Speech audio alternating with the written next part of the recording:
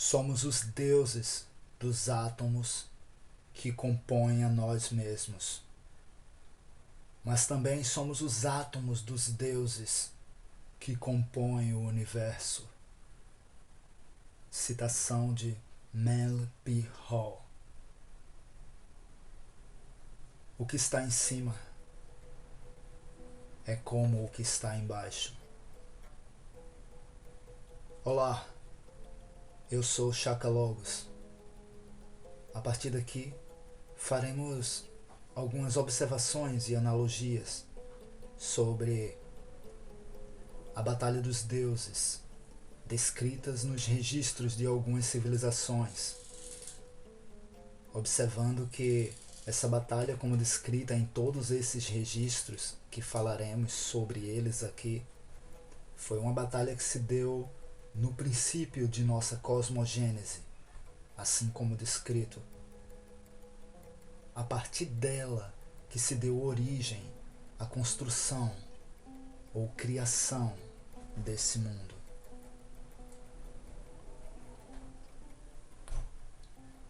Vamos falar um pouco inicialmente sobre a Batalha dos Deuses registrada na segunda tabuleta do Enuma Elish Lanabu Shamumu, que em português traduz por quando os céus ainda não receberam um nome e a terra ainda não fora chamada. Essa batalha que citamos aqui também se encontra na segunda tabuleta do Livro Perdido de Enki, escrito por Zecharia Sitchin, baseado no Enuma Elish. Esse livro do Zecharia é parte da série Crônicas da Terra, também escrita por ele.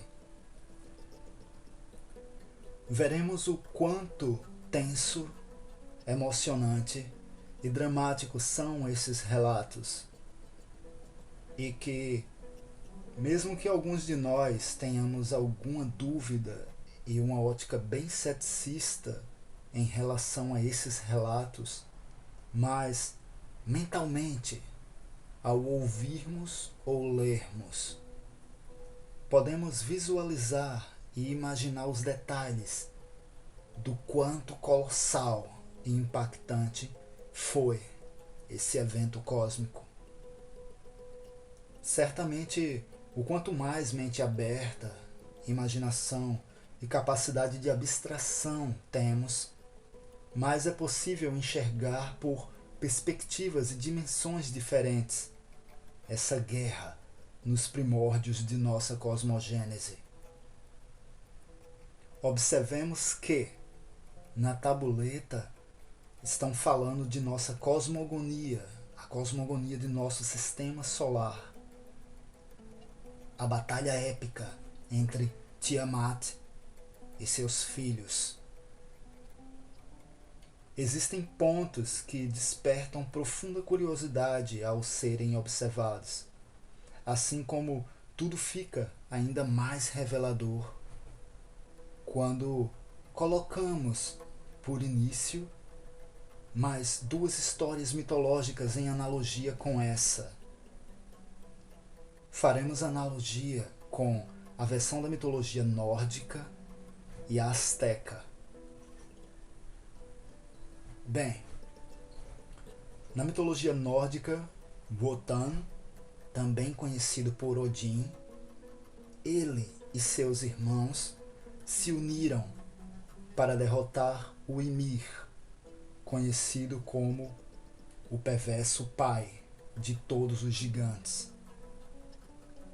Na asteca, Quetzalcoatl e Tezcatlipoca, seu irmão, também enfrentaram e derrotaram a terrível deusa Zipactli, a deusa que tudo devorava. A partir daqui, podemos observar que, em todos os três registros, se descreve que houve essa batalha dos deuses. São nítidos relatos que falam sobre a mesma guerra. Vamos observar um pouco da ótica descrita na segunda tabuleta do Enuma Elish. Vem agora o relato da terra e seu ouro. É um relato do princípio e de como os deuses celestiais foram criados. No princípio, quando no acima os deuses do céu não tinham sido chamados a ser, e no que de abaixo o chão firme ainda não tinha sido renomado, só no vazio existia Apsu, seu engendrador primitivo. Nas alturas do acima, os deuses celestiais ainda não tinham sido criados. Nas águas do abaixo, os deuses celestiais ainda não tinham aparecido. Acima e abaixo, os deuses ainda não tinham sido formados. Os destinos ainda não tinham sido decretados. Nenhum cano se formou ainda, nem terra pantanosa tinha aparecido. Apsu, sozinho, reinava no vazio. Depois, mediante os ventos do Apsu, as águas primitivas se mesclaram. Um hábil e divino conjuro lançou Apsu sobre as águas.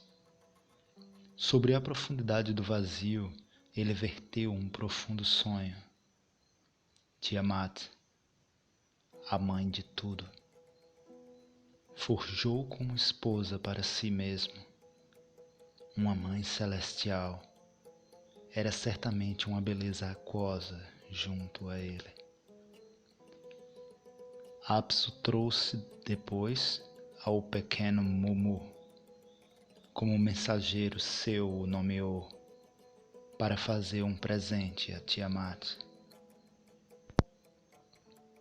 Um presente resplandecente concedeu Apsu à sua esposa, um radiante metal, o imperecível ouro, para que só ela o possuísse.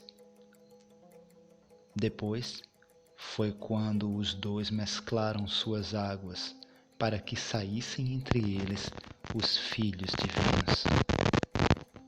Varão e fêmea foram criados, os celestiais. Lahamu e Lahamu, por nomes lhes deram. No abaixo, Apsu e Tiamat lhes fizeram uma morada, antes que tivessem crescido em idade e em estatura, em que as águas do acima, Anshar e Kishar, foram formados, ultrapassando a seus irmãos em tamanho. Os dois foram forjados como um casal celestial. Um filho, An, nos céus distantes foi seu herdeiro. Depois, Antu, para ser sua esposa, foi criada como igual de An. A morada de ambos se fez como fronteira das águas superiores. Assim foram criadas 3 casas celestes, abaixo e acima, nas profundidades. Por seus nomes chamou-lhes. Eles formaram a família do Apsu com Mumu e Tiamat. Naquele tempo, Nibiru ainda não se via. A terra ainda não tinha sido chamada a ser. Estavam mescladas as águas celestes. Ainda não estavam separadas por um bracelete esculpido. Naquele tempo, as voltas ainda não estavam de tudo desenhadas. Os destinos dos deuses ainda não estavam firmemente decretados. Os parentes celestiais se agrupavam, erráticos eram seus caminhos para o Apsu. Seus caminhos eram certamente detestáveis. Tiamat, sem poder descansar, sentia-se ofendida e enfurecida. Uma multidão formou para que partissem ao seu lado, uma multidão rugiente e terrível criou contra os filhos do Apsu. Em total, 11 dessa espécie criou. Ela fez ao seu primogênito Kingu, o chefe entre eles. Quando os deuses celestiais ouviram isso, em conselho se reuniram. Elevou ao Kingu, deu-lhe mando até o grau do An. Disseram-se entre si: uma tabuleta do destino em seu peito pôs, para que se procure sua própria volta. Instruiu a seu vástago, Kingu, para combater contra os deuses. Quem resistirá a Tiamat? Os deuses se perguntaram entre si. Nenhum em suas voltas se adiantou. Nenhum levaria uma arma para a batalha. Naquele tempo, no coração do profundo foi engendrado um Deus. Nasceu em uma câmara de sortes, um lugar dos destinos. Um hábil criador forjou. Era filho de seu próprio sol. Do profundo onde foi engendrado, o Deus se separou de sua família em um arrebatamento. Com ele, levava um presente de seu Criador, a semente da vida.